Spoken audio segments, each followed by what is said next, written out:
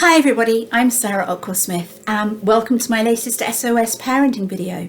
Today I'd like to talk to you a little bit about good and bad food, or naughty and healthy food, and the idea of giving dessert only after a child eats their dinner. So maybe like me, you were raised, whether your parents or those in school, for instance, that you didn't get dessert until you'd eaten up all your dinner or eaten your vegetables. Dessert, the sweet foods, for me, and I know for many of you, was used almost as a reward. If you are good and ate your savoury food or your vegetables and you cleared your plate, then you could get dessert. And similarly, I think sweet foods like chocolates and cakes and that very often referred to as bad or naughty food, or sometimes food, or food that indicates that actually it's not good to eat very much. And we know actually that it isn't good to make 90% of your diet consist of cakes and chocolates, but I want to look at the problems with labelling food like that.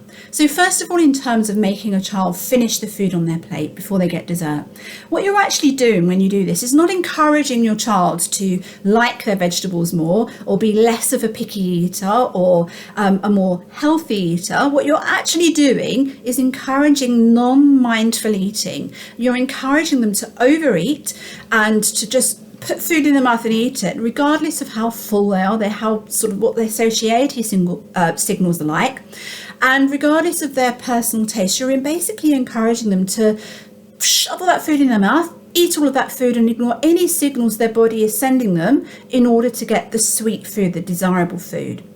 And we know from so much research, what this actually does is causes a child to eat non-mindfully and causes them to put this sweet food up on a pedestal. And there's a big link between that and childhood obesity or obesity in later life, and also the sort of binge eating and the uncontrollable eating around so-called naughty food or treat foods. So a child who is made to finish their main meal or made to eat their vegetables before they get a dessert is statistically more likely to become overweight in both childhood and adulthood, and more likely to have eating disorders as they grow. It doesn't encourage them to be less picky. It encourages them to just shovel that food down in order to get the nice food. The other thing that also does is it puts this treat food, the sweet food, up on a pedestal. It's made to be more appealing. And even particularly so if we're using it as a treat or a reward, like if a child has done something good, or we give them some cake, or we give them sweets or something, or candy as a reward, what that does is make the child want that treat food even more so if it's ordinarily restricted. The work of if you're interested in this, there's a lady called Leanne Birch, who's sadly not with us anymore, who's a psychologist who did a great amount of research into what we call anthropomorphizing the food. So giving the food human attributes, so calling it things like naughty and good and bad. So the more we do that, the more we give it human attributes, the more we label it as naughty food or treat food or something like that, the more the children crave it. And obviously when they're little and when they're with you and they don't have access to it, that's fine, because as an adult you control what they eat. But as they get older and they go to school or they turn into the teen years and they're away from you and they have their own money and they can select their own food, what we know from a large body of research, largely led by Leanne Birch, is that they are more likely to gorge and binge on this food and find it hard to control their eating around it. So the more we restrict sweet food, treat foods, chocolate, cakes, give them as rewards, not give them until after dinner is used, or encourage children to eat only healthy foods and a little bit of the non-healthy foods. You know, there's no such thing as a healthy food or a non-healthy food. There is a healthy diet, and we have to look at this diet as a whole. A healthy diet absolutely consists of things like cake and chocolate. It isn't that the exclusion of it that we want. We just want them to eat less of it.